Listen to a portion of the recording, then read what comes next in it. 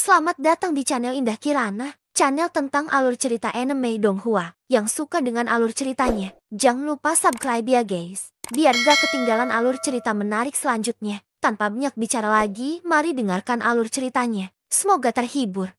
Bab 391, jalan-jalan yang ramai dipenuhi dengan berbagai macam orang. Arus orang yang terus-menerus ke kota Zamrud membuat kota itu semakin ramai karena hari sudah mendekati siang. Setelah Xiaoyan meninggalkan Pavilion Yunin, ia menuju ke arah barat kota. Barat adalah arah wilayah gurun barat. Sebelum meninggalkan Pavilion Yunin, Luo Jin telah memberikan Xiaoyan peta wilayah Silin. Di peta itu, ada tanda-tanda rinci kota-kota besar dan pegunungan di wilayah Silin, terutama lokasi 4 sekte utama. Peta itu juga menandai dengan jelas wilayah pengaruh mereka. Memikirkannya, Luo Jin sengaja melakukan ini dengan harapan agar Xiaoyan tidak jatuh ke dalam perangkap yang dibuat oleh 4 sekte utama. Itu juga dapat dianggap sebagai tindakan pencegahan bagi Xiaoyan. Selain itu, Xiaoyan juga mengetahui dari peta itu bahwa jika ia ingin pergi ke wilayah gurun barat, hanya ada 2 jalan yang dapat ia pilih. Dari peta, dia tahu bahwa satu-satunya jalan menuju wilayah gurun barat dari pinggiran wilayah Silin adalah melalui kota manusia dan pegunungan yang dihuni oleh binatang ajaib. Ini juga merupakan perbedaan antara kekuatan utama di wilayah Silin. Xiaoyan tentu saja tidak berani menyentuh kota-kota manusia itu begitu saja. Begitu dia muncul di depan umum, 4 sekte utama mungkin tidak akan menyia-nyiakan upaya untuk memburunya. Bahkan jika bukan karena langkah kepunahan langit, mereka pasti tidak akan membiarkan Xiaoyan lolos begitu saja. Selain itu, sebagian besar kota manusia juga ditandai dengan 4 sekte utama. Di antara mereka, bahkan ada beberapa yang dekat dengan tempat tinggal binatang ajaib. Jika seseorang ingin melewati kedua tempat ini, itu tidak mungkin melalui Luo Jin. Xiaoyan juga mengetahui bahwa pegunungan tempat tinggal binatang ajaib itu disebut Pegunungan Silin. Meskipun tidak ada orang dari 4 sekte utama di sana, bahaya di Pegunungan Silin tidak lebih rendah dari dunia luar. Menurut Luo Jin, tidak ada kekurangan binatang ajaib tingkat Dodi di Pegunungan Silin. Binatang ajaib itu telah berubah menjadi bentuk manusia. Meskipun mereka tidak suka membunuh secara normal, begitu seseorang memasuki wilayah mereka,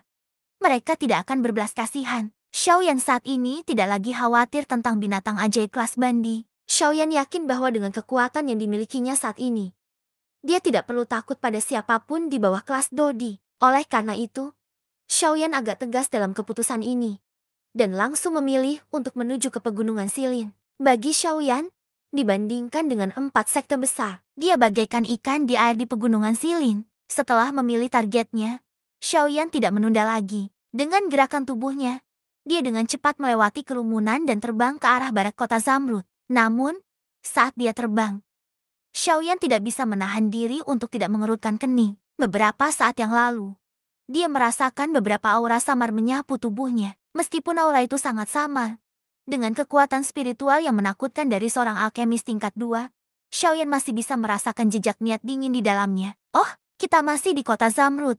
Namun sudah ada orang-orang yang sedikit gelisah. Merasakan hal ini, sudut mulut Xiaoyan terangkat menjadi senyum dingin. Dia dengan cepat melirik ke belakangnya dari sudut matanya. Memang, di tepi garis pandang Xiaoyan, ada beberapa titik hitam kecil yang kabur. Beberapa titik hitam itu adalah beberapa orang yang baru saja menyelidiki aura Xiaoyan. Beberapa hari yang lalu, ketika Xiaoyan baru saja bangun, Luo Jin telah memberitahunya tentang bagaimana 4 sekte besar memburunya ke segala arah. Selain itu, dia juga telah memberitahu Xiaoyan tentang hadiah dan potret yang diinginkan yang telah ditempatkan oleh 4 sekte besar padanya.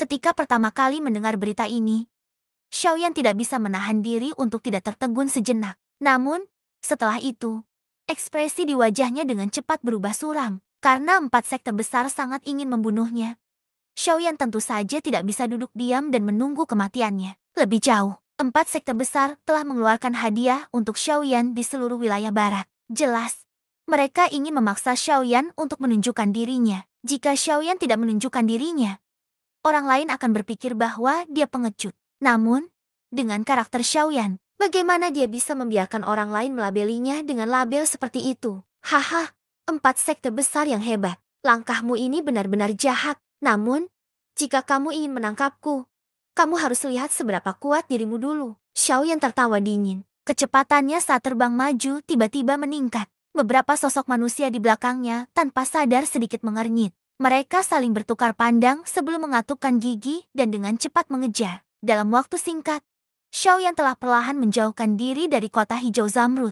Adapun sosok-sosok itu, mereka masih dalam pengejaran. Namun, ketika mereka tiba di langit di atas pegunungan tak berpenghuni, mereka tidak bisa menahan diri untuk tidak sedikit mengernyit. Alasannya adalah karena Xiaoyan, yang telah terbang cepat di depan mereka beberapa saat yang lalu, telah menghilang ke udara tipis dengan embusan. Seperti gumpalan kabut tebal, beberapa orang di langit mengerutkan kening. Mereka tidak dapat memahami apa yang telah terjadi. Bagaimana mungkin Xiaoyan menghilang dengan cara yang aneh seperti itu? Yang paling mengejutkan mereka adalah saat Xiaoyan berubah menjadi gumpalan kabut tebal dan menghilang. Bahkan auranya pun menghilang tanpa jejak. Ini, sialan. Kemana sebenarnya bocah itu lari? Mungkinkah dia menemukan kita dan menggunakan kecepatan langkah kepunahan langit untuk melarikan diri dari tempat ini? Itu bukan hal yang mustahil, meskipun kekuatannya tidak lemah.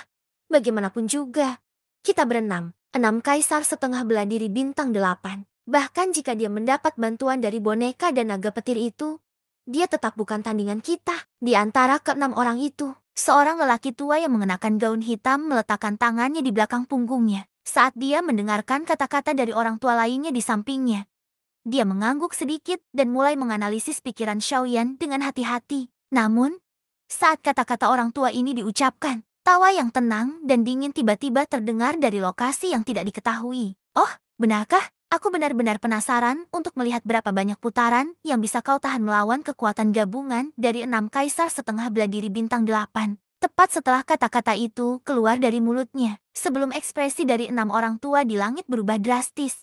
Sosok Xiaoyan perlahan muncul di langit 100 kaki di belakang mereka. Detik berikutnya, ketika 6 kaisar setengah bela diri bintang 8 berbalik, mereka dengan jelas melihat Xiaoyan. Pada saat yang sama, ekspresi di wajah mereka berubah sekali lagi, tidak dapat menahan diri. Mereka semua berteriak kaget. Xiaoyan, itu aku. Sudut mulut Xiaoyan terangkat menjadi senyum tipis saat dia menjawab dengan senyum ringan. Xiaoyan, bukankah kau terlalu sombong dan angkuh? Meskipun kau berhasil memblokir serangan Do di setengah tahun yang lalu, itu hanya saat mereka menahan diri. Namun, sekarang berbeda. 6 dari kita semua adalah kaisar bela diri setengah bintang 8. Bahkan jika kau memiliki perlindungan dari boneka dan hewan peliharaanmu, kami tetap tidak akan dapat melindungimu. Melihat Xiaoyan, lelaki tua berjubah hitam yang berbicara sebelumnya juga sedikit terkejut di dalam hatinya. Saat tenggorokannya bergulung, wajahnya sekali lagi berubah menjadi ekspresi kejam saat dia berbicara kepada Xiaoyan dengan suara yang dalam. Haha. Apakah aku bersikap sombong dan angkuh atau tidak? Lebih baik mengujiku terlebih dahulu sebelum berkomentar. Oh, 6 orang, termasuk kalian semua. Jumlah kaisar setengah bela diri bintang 8 yang telah mati di tanganku seharusnya sekitar 10. Mendengar ini, Xiaoyan hanya tersenyum tipis. Detik berikutnya, tangan putihnya tiba-tiba melambai di udara. Doki melonjak liar, mengikuti pikiran Xiaoyan. Penguasa Xuan berat hitam gelap muncul inci demi inci di tangan Xiaoyan. Dengan tambahan api surgawi, itu menyebabkan penguasa Xuan berat tampak cukup mengesankan. Bab 392. Saat penguasa raksasa Xiaoyan mendarat dengan keras di tanah, gelombang aura yang melonjak menghasilkan tekanan angin yang dingin. Itu seperti raungan rendah binatang iblis saat bersiul di langit. Mengikuti kemunculan penguasa berat kegelapan, api surgawi yang indah tiba-tiba bangkit dari bawah kaki Xiaoyan. Detik berikutnya, mereka berubah menjadi cincin api yang dengan cepat menyebar ke segala arah. Domain api. Setelah domain api dibuka, aura di tubuh Xiaoyan melonjak lebih hebat lagi. Api surgawi memenuhi matanya dan niat pertempuran yang melonjak meluap dari tubuh Xiaoyan. Hahaha. Ayo, biarkan aku melihat seberapa kuat 6 kaisar setengah bela diri bintang 8. Tawa yang berani dan tak terkendali terdengar. Xiaoyan memegang penguasa berat di tangannya. Tubuhnya bergerak dan dia memimpin untuk menyerang 6 kaisar setengah bela diri bintang 8. Kau sedang mencari kematian. Kau benar-benar berani menghadapi kami 6 kaisar setengah bela diri bintang 8 sendirian. Kau benar-benar gegabah. Melihat Xiaoyan bahkan tidak memanggil Raja Utara. Xiaojin, lelaki tua berjubah hitam terkemuka segera mendengus marah. Tindakan arogan Xiaoyan benar-benar membuat mereka sangat marah. Karena dia mencari kematian. Mengapa kita tidak menangkapnya sekaligus dan menyerahkannya ke 4 sekte besar? Hehe.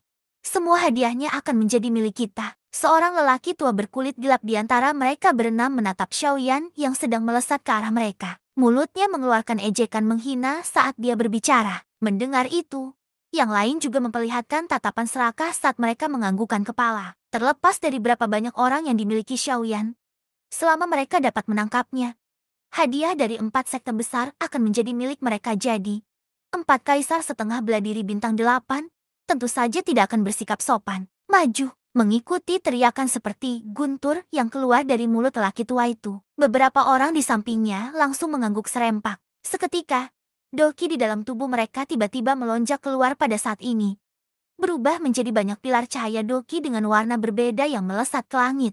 Segera setelah itu, sosok beberapa orang tiba-tiba bergerak. Masing-masing tangan mereka memperlihatkan senjata mereka dan menyerang Xiaoyan yang datang ke arah mereka. Pada akhirnya, hanya lelaki tua berjubah hitam yang ragu sejenak sebelum mengikuti dari belakang. Meskipun dia tidak takut pada Xiaoyan, dia terus merasakan sedikit bahaya. Perasaan bahaya yang samar-samar ini mungkin tidak membuatnya merasa takut, tetapi tetap saja membuat hatinya merasa sedikit tidak nyaman. Namun, saat tatapannya tertuju pada Xiaoyan, perasaan tidak nyaman itu secara tidak sadar menghilang. Seolah-olah aura berbahaya itu tidak berasal dari Xiaoyan. Ledakan. Penguasa besar itu bertabrakan dengan keras dengan 6 orang yang telah bergegas maju. Mengikuti suara logam yang menabrak logam, doki yang melekat pada senjata kedua belah pihak tiba-tiba meletus pada saat ini.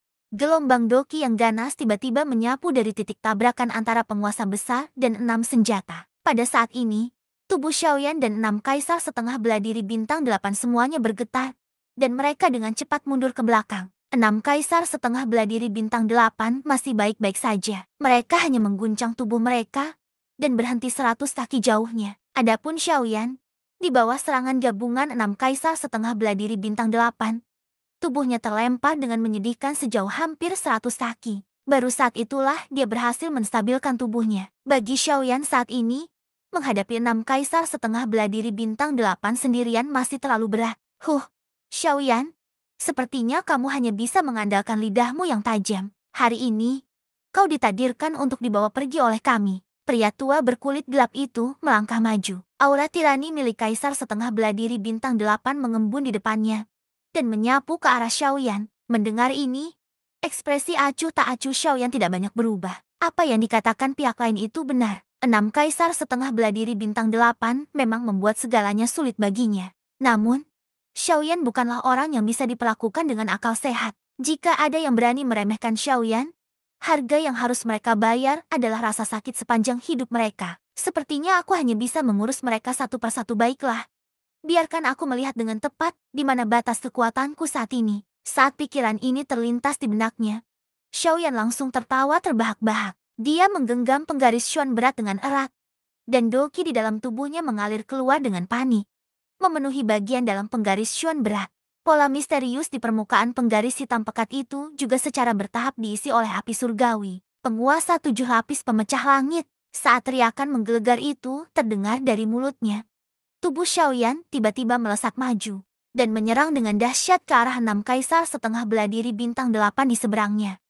Melebih-lebihkan kemampuanmu. Serang bersama. Selama kita mengurus bocah ini, kita dapat memilih teknik bela diri inti kaisar yang kita inginkan. Di masa depan, wilayah barat ini pasti akan menjadi milik kita. Serang! Pria tua berkulit gelap itu dengan ganas melambaikan telapak tangannya ke depan dan berteriak sekali lagi. Ketika suaranya terdengar, mata orang-orang di sampingnya tanpa sadar melonjak dengan keserakahan sekali lagi. Mereka saling melirik dan kemudian dengan ganas mengangguk saat doki di dalam tubuh mereka naik. Mereka sekali lagi menyerang dengan dahsyat ke arah Xiaoyan yang datang. Dalam sekejap, jarak 100 kaki antara kedua belah pihak telah berkurang lebih dari setengahnya. Jarak antara Xiaoyan dan 6 kaisar setengah bela diri bintang 8 sekarang kurang dari 10 kaki. Pada jarak yang begitu dekat, selain fakta bahwa kedua belah pihak adalah kaisar setengah bela diri, tekanan tak terlihat dari aura mereka telah sudah saling bertabrakan. Karena Xiaoyan bertarung melawan 6 orang sendirian, dia secara alami berada dalam posisi yang tidak menguntungkan. Bocah sombong. Kau ditakdirkan untuk membayar harga atas tindakanmu saat ini. Matilah. Melihat Xiaoyan telah menunjukkan posisi yang tidak menguntungkan, kaisar setengah bela diri bintang 8 yang berbicara sebelumnya sekali lagi mengejek. Kata-katanya dipenuhi dengan penghinaan terhadap Xiaoyan. Kesombongan yang tidak berdasar. Kau harus membayar harganya. Tenda ruang. Bangkit. Dengan teriakan rendah, tubuh Xiaoyan yang meledak-ledak ke depan tiba-tiba menghilang ke cakrawala di hadapan tatapan tidak percaya dari 6 kaisar setengah bela diri bintang 8. Tenda 6 jalan? Ini adalah jurus yang hanya digunakan Xiaoyan sekali setengah tahun yang lalu. Jeti. Sangat sedikit orang yang mengetahuinya. Sayangnya, 6 kaisar setengah bela diri bintang 8 sebelum Xiaoyan tidak tahu apa-apa tentang itu. Detik berikutnya, pada saat 6 kaisar setengah bela diri bintang 8 bereaksi, sosok Xiaoyan tiba-tiba muncul di hadapan lelaki tua berkulit gelap di antara keenamnya. Melalui penyelidikan kekuatan jiwa Xiaoyan, lelaki tua ini adalah yang terlemah di antara keenamnya. Dia baru saja menerobos ke alam kaisar setengah bela diri bintang 8. Jeti. Setiap kali ia menyerang, ia akan ragu-ragu, dan pertama-tama menghasut orang lain di sampingnya untuk menyerang. Baru kemudian ia akan bertindak seperti seekor anjing yang mengandalkan kekuatan tuannya untuk menyerang. Jeti.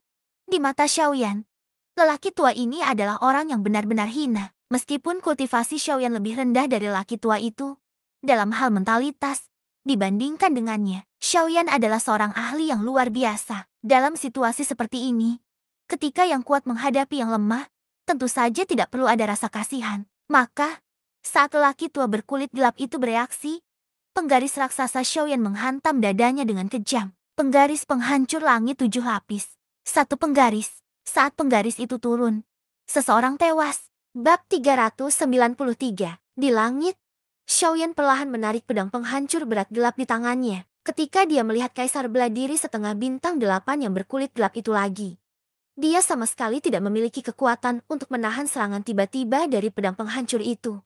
Begitu pedang penghancur berat gelap menghantam dadanya, kekuatan yang sangat besar itu langsung menyebabkan seluruh dadanya ambruk. Mengikuti suara kakak tulang yang patah tanpa henti, doki yang menakutkan yang terkandung dalam pedang penghancur berat gelap dengan cepat mengalir ke tubuh lelaki tua itu. Seperti kuda liar yang telah lepas kendali, doki dengan panik mendatangkan malapetaka di dalam tubuh lelaki tua itu. Bang! Di langit, mengikuti suara balon yang meledak, tubuh kaisar bela diri setengah bintang 8 secara langsung dan tak terkendali menghantam pegunungan di bawah.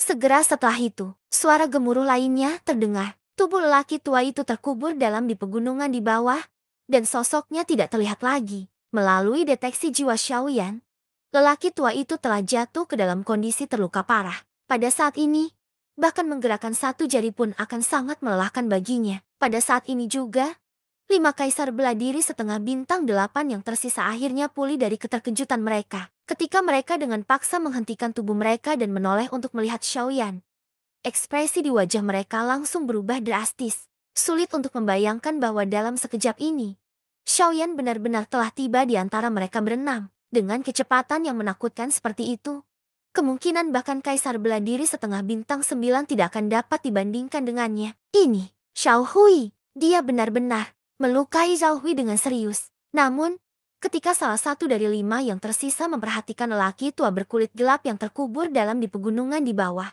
ekspresi di wajah mereka langsung berubah menjadi kaget. Melukai kaisar bela diri setengah bintang 8 dengan satu serangan. Apakah kekuatan semacam ini benar-benar sesuatu yang dapat dilakukan oleh kaisar bela diri setengah bintang 5? Meskipun mereka merasa tidak percaya di hati mereka, pada saat ini, kebenaran ada di depan mata mereka. Mereka tidak punya pilihan selain mempercayainya. Melihat ekspresi terkejut di wajah 5 kaisar bela diri setengah bintang 8, sudut mulut Xiaoyan melengkung menjadi seringai sekali lagi. Dia dengan kuat mengayunkan pedang penghancur di tangannya, dan pedang itu berdiri diagonal di sebelah kanan Xiaoyan. Saat doki di dalam tubuhnya melonjak hebat, cahaya pada pedang penghancur itu menjadi lebih terang. Hehe, bagaimana? Apakah kalian berlima ingin mencicipinya juga? Jika kalian ingin mencobanya, aku tidak keberatan mengeluarkan sedikit usaha lagi. Harus dikatakan bahwa tindakan Xiaoyan membunuh ayam untuk memperingatkan monyet itu memang membuat mereka berlima menjadi sangat ketakutan.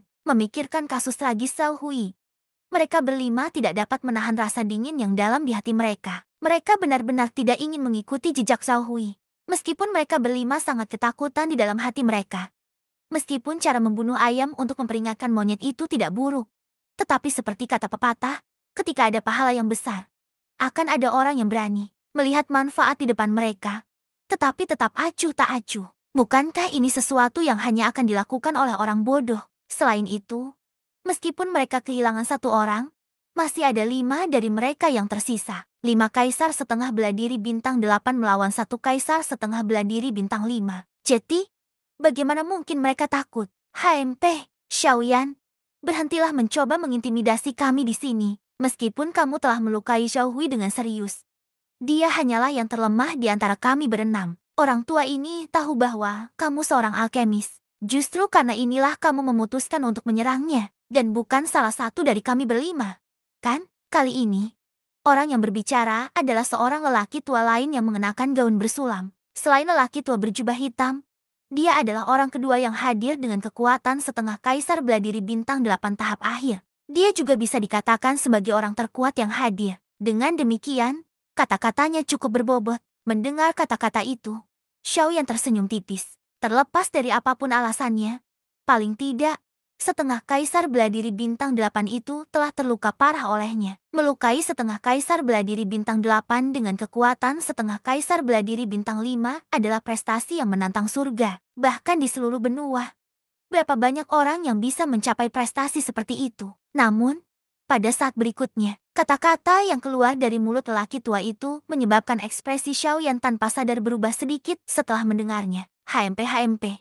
Terlebih lagi, teknik rahasia milikmu yang memungkinkanmu melakukan perjalanan melalui ruang angkasa dan keterampilan do kelas manusia. Jika kamu menggunakan keduanya pada saat yang sama, konsumsi doki kemungkinan tidak akan menjadi jumlah yang sederhana. Berdasarkan tebakan lelaki tua ini, berapa kali kamu dapat menggunakan serangan seperti itu? Lelaki tua itu bertanya dengan suara tegas. Setelah melihat perubahan ekspresi di wajah Xiaoyan, wajahnya tanpa sadar menampakkan senyum dingin yang senang. Keterampilan do kelas manusia bukanlah sesuatu yang hanya dimiliki Xiaoyan. Tentu saja, mereka tidak perlu khawatir tentang ini. Namun, satu-satunya hal yang membuat mereka takut adalah kelincahan aneh Xiaoyan. Itu benar-benar dapat melakukan perjalanan melalui ruang angkasa dan langsung tiba di hadapan mereka. Jika mereka selalu lengah, bagaimana mungkin mereka bisa terus bertarung? Untungnya, perubahan ekspresi di wajah Xiaoyan membuat beberapa setengah kaisar bintang 8 ini merasa sedikit percaya diri. Selama Xiaoyan memiliki kelemahan, itu akan menjadi keuntungan mereka. Mereka juga bisa mengandalkan ini untuk mengalahkan Xiaoyan. Namun, saat mereka mempertimbangkan ini, mereka telah mengabaikan poin yang paling penting. Bahkan jika doki di dalam tubuh Xiaoyan habis, orang tidak boleh lupa bahwa masih ada Raja Utara dan Xiao Jin, yang kekuatannya sebanding dengan setengah kaisar bintang 9. Di cincin penyimpanan dan tubuhnya. Pada saat itu, mereka juga tidak akan bisa berbuat apa-apa terhadap Xiaoyan. Semuanya serang bersama dan bentuk pengepungan untuk menjebaknya di dalam. Pada saat itu, terlepas dari seberapa cepat kecepatannya, selama orang-orang di sisi lain mampu bereaksi tepat waktu, mereka juga akan mampu mengatasi serangan Xiaoyan. Pria berjubah bordir itu melambaikan tangannya dengan kekuatan besar saat doki menyembur keluar dari tubuhnya. Tubuhnya bergerak dan dialah yang pertama menyerang Xiaoyan. Ketika yang lain mendengar ini, mereka langsung mengangguk dengan keras. Tubuh mereka bergetar saat doki melonjak liar di dalam tubuh mereka. Satu persatu, mereka juga menyerang Xiaoyan. Meskipun metode ini tidak dapat dianggap luar biasa, itu adalah metode yang paling praktis saat ini. Paling tidak, itu akan menyebabkan kecepatan Xiaoyan kehilangan efeknya di depan mereka. Xiaoyan menyipitkan matanya. Tatapannya perlahan menyapu kelima orang di sekitarnya. Kilatan dingin yang menusuk melintas jauh di dalam matanya. Tangan yang memegang penggaris Xuan berat mengerahkan sedikit kekuatan dan penggaris yang lebar dan besar itu dengan cerdik ditempatkan pada sudut yang aneh. Apa yang tidak diharapkan Xiaoyan adalah bahwa beberapa orang di depannya bahkan lebih rakus dan gila daripada dia dibayangkan. Bahkan saat ini, mereka sebenarnya masih berencana untuk memanfaatkannya. Namun, meskipun demikian, Xiaoyan tidak takut pada mereka. Dia yakin bahwa dengan kekuatan yang dimilikinya saat ini, tidak ada seorang pun di bawah kelas Dodi yang dapat menimbulkan ancaman baginya. Orang-orang di depannya tidak terkecuali. Karena kalian semua tidak mau menyerah, kita hanya bisa menggunakan metode bertarung untuk menyelesaikan konflik di antara kita. Tatapan Xiaoyan terfokus pada lelaki tua berjubah bordir yang telah berbicara sebelumnya saat dia berbicara dengan nada acuh tak acuh. HMP, kita tidak akan menderita kerugian yang kita derita sekarang untuk kedua kalinya. Karena itu, kali ini, kamu harus patuh menerima kematianmu. Lelaki tua berjubah bordir itu tertawa dingin saat dia bertemu dengan tatapan Xiaoyan. Segera, dia melambaikan tangannya dengan tiba-tiba dan berteriak dengan tegas. Serang bersama dan kalahkan Xiaoyan. Bersambung ke bab selanjutnya.